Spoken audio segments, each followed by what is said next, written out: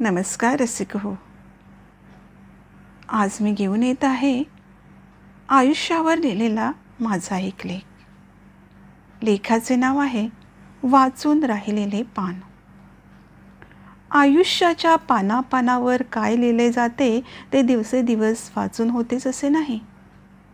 काही वेळा थोडासा उशीर होतो आणि ते पान काही कारणास्तव आपणहून पुढ्यात येऊन जरा वाच म्हणून सांगितले जाते. हळूच कानात ऐकू आलेले हे शब्द असतात. कुठले? अगं, ह्याच पानावर तुझ्यातले खरे गुण लिहिले होते, तेच वाचायला विसरली. वाचायला सुरुवात करताच खरंच सांगू ते गुणही प्रयत्न करून पाहता सत्यातले ठरले.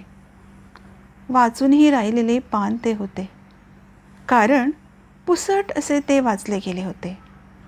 सत्य ते आज उघडले होते. अस्तित्व खरा काय ते आज समोर आले होते. जे गुण आज तुला माहीतच नव्हते ते आज तुझ्या गुणाची पारख करून तू जगासमोर सादर केले होते. खरंच माणूस आपल्यातले गुण एक एक वेळा मागेच ठेवून पुढे जात असतो. त्याला माहीतच नसते की त्यावेळी केले असते तर आज तुला अधिक मान असता, ओळख असते. पण म्हणतात ना, नशिबात असूनही फायदा नाही. जे मिळायचे ते योग्य वेळी मिळतेच, फक्त मेहनत ही जबरदस्त असावी. आपल्या नशिबातले काही वेळा उशिरा मिळते, काही वेळा मिळून हातातले निसटले जाते. ते पकडण्यासाठी धावावे लागते.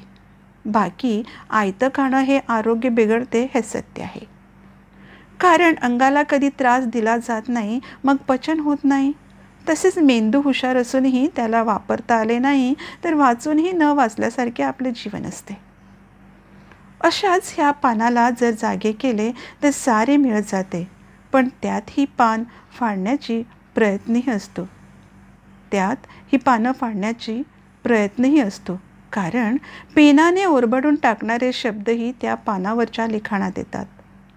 ते वाट अडवतात, अडथळा निर्माण करतात. मग काय भिवून जगावे? नाही, तसे केल्याने ते वाचून राहिलेले पान ठरते, वाचून न राहिलेले पान ठरते.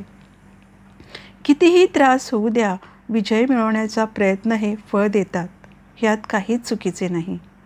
प्रयत्नाविना काही हाती येत नाही.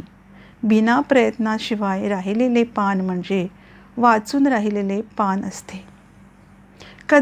कदाचित नजरेच्या आड झालेले असते, वरच्यावर केलेले आणि मग सोडून दिलेले असेल. आयुष्याचे पानेही योग्य वेळा येताच वाचन होते. आपले काय ते ओळखता यावे हे जरुरीचे आहे. चला वाचा अशी पाने पुन्हा. जागवा आपल्या त्या पानाला ज्यात खरे काय तुझे ते आहे लिहिलेले. हो, तू काहीतरी होणार आहे तर होणारच. तुझ्या नशिबातले कोणीही ओढून नेणार नाही. वाचून राहिलेले पान वाचण्याचा प्रयत्न जरूर करा आणि आपले नशीब स्वतः घडवा. रसिक मित्र हो, लेख कसा लागला जरूर कळवावा. तोपर्यंत धन्यवाद.